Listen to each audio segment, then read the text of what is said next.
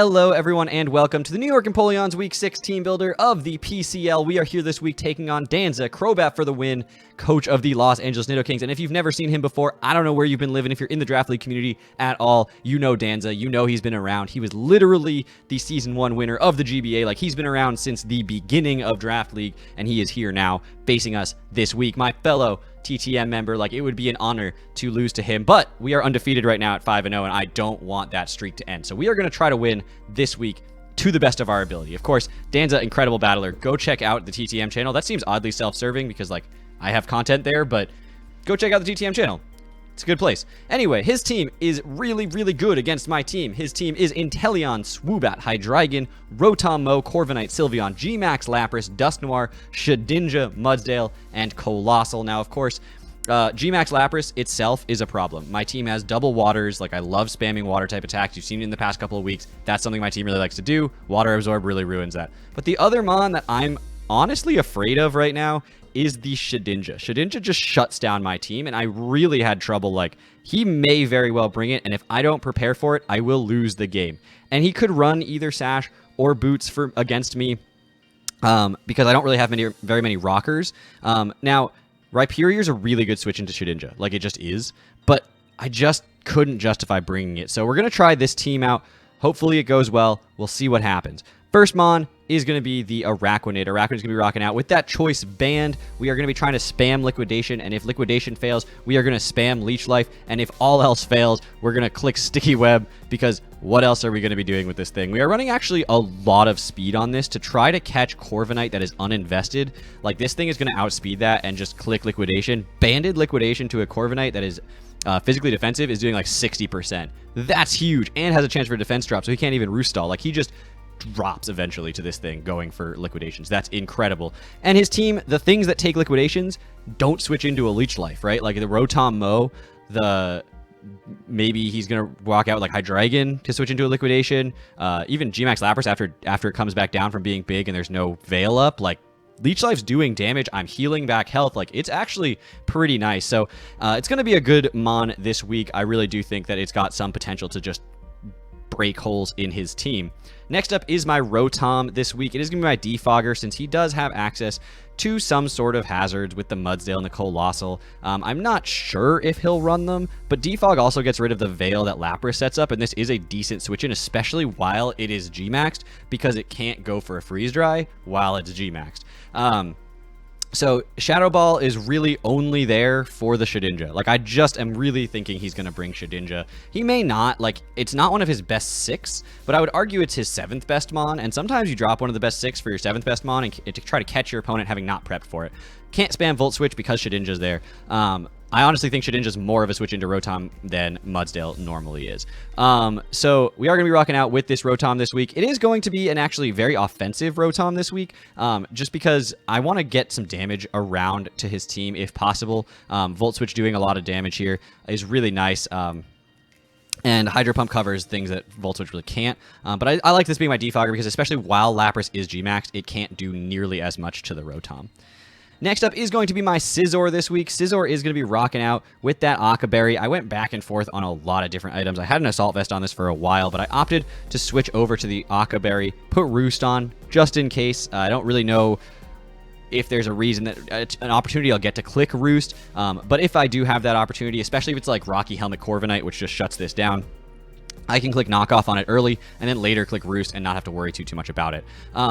Dual Stabs, really nice this week. Knockoff, just good coverage for things like the Corviknight. Doesn't really hit it super hard, but if I can catch the Lapras, catch the Corviknight, get rid of the Light Clay, Rocky Helmets, stuff like that, just helps me out. Really not a sweeper or anything, just maybe just a little bit of breaking and then cleaning at the end. Just give me that good priority. Gives me an opportunity to just go for attacks later on in the game. Next up is my GMax Hatterene. Hatterene this week, pretty standard for my usual sets. Trick Room, Mystical Fire, Draining Kiss, Psychic, like nothing unique here. I'm debating whether or not Psychic, like I don't want to click Psychic. That's why I don't have Expanding Force there. I thought about putting Expanding Force on this thing, but I'd rather not click Psychic if I don't have to, because putting up Psychic Terrain shuts down my Scizor, and Scizor is one of my best checks to Sylveon, which is one of the best checks to this.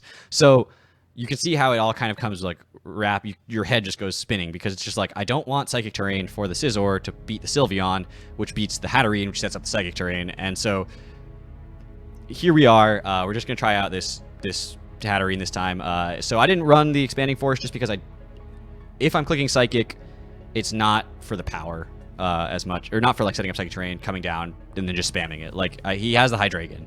Now, of course, Hydreigon dies to this thing if I'm in a Trick Room. Draining Kiss doesn't quite get the Oko if he's Roselli Berry or Assault Vest or super bulky, but if he's not running a lot of investment, Draining Kiss just gets me back to full, keeps me going, and we're just good to go. So I'm going to rock out with this GMax Hatterene. Of course, we are going to be actually weakness policy because I'm not dying to a Flash Cannon. I'm not dying to Shadow Ball from a Sylveon. Like, I'm taking a hit, a super effective hit, pretty much any time. And if we're a Trick Room up, we get the weakness policy off.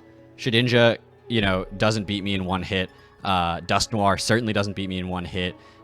We're in good shape. Like, that's just awesome. So that's really where I was coming from there. Hopefully it pops off like that.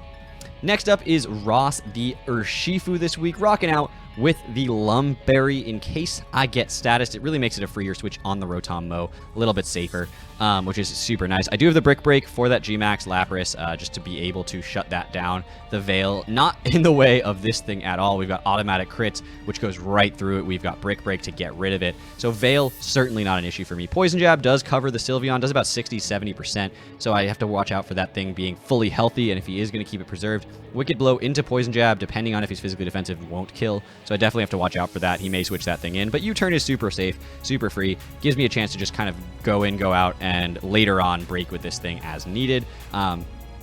I don't know if this thing's going to be getting as many kills. I'm not running the Sucker Punch this week. I really wanted to, but I definitely ran into some 4 move slot syndrome with this. But being able to switch in on the Rotom Mow is nice and go for a Poison Jab just in case he goes into Sylveon, covers that. U-turn is good on the Reds, the Rotom Mow if he does choose to stay in. But Poison Jab is really nice because even if the Rotom Mow survives or Wicked Blow survives, I can just live or take a Will-O-Wisp and Lumberry and keep going. So that's really where I was coming from there. Got a lot of speed on this thing, just again to outspeed anything that would normally outspeed basically the Rotom Mow. I'm not worried about the Hydreigon like having to go max Timid. It probably will just in case, but I'm just going to let it have that. Next up, we have my Noctowl this week. I went back and forth on some Noctowl sets this week. It actually, a sub Hurricane Nasty Plot Roost set did a lot of work, but got walled by Sylveon super hard. And Sylveon's running Mystical Fire 100 times out of 100 for my team this week because of Scizor, so Nasty Plot, and then it gets you the -1. It would never, the battle will never end, basically, is where that comes down to. And so I decided, let's rock out with a little bit different of a Noctowl this time. We're going Hurricane, Toxic, Moonblast, and Roost. Toxic helps me beat the Sylveon 1v1, which is good. See if it has Heal Bell. If it does have, like, I take literally 30% or something like that from Hyper Voice, so, like, I'm not stressed about it. And I can just Hurricane, try to get the Confusion, Toxic, wear it down. If he has the Heal Bell and the Wish, he's taking a lot of time to get those off, and it gives me chances to switch into other Mons safely against the Sylveon, which is super nice. This thing is just such a good wall to his special attackers, which is actually fantastic. Again, except maybe the GMax Lapras. That's like the one thing that kind of stops this from just going crazy. But the Hydreigon, Draco Meteor is not a 2-hit KO. Rotom Mow is not OHKOing me with a Thunderbolt if it's not Specs, and even then it probably doesn't OHKO me. I'm very specially defensive, so I really don't think that's going to happen. And the Hurricane is just free. It's always free, but it's just free here. Totally free. Easy spam. Let's do it. Let's see how it goes. And that's it for this week. So I am all over the place right now, but we are going to be taking on Danza in just a little while, so I hope you guys are excited. I'll see you guys back here tomorrow with that battle. Thank you all so much for watching. Take care, everybody.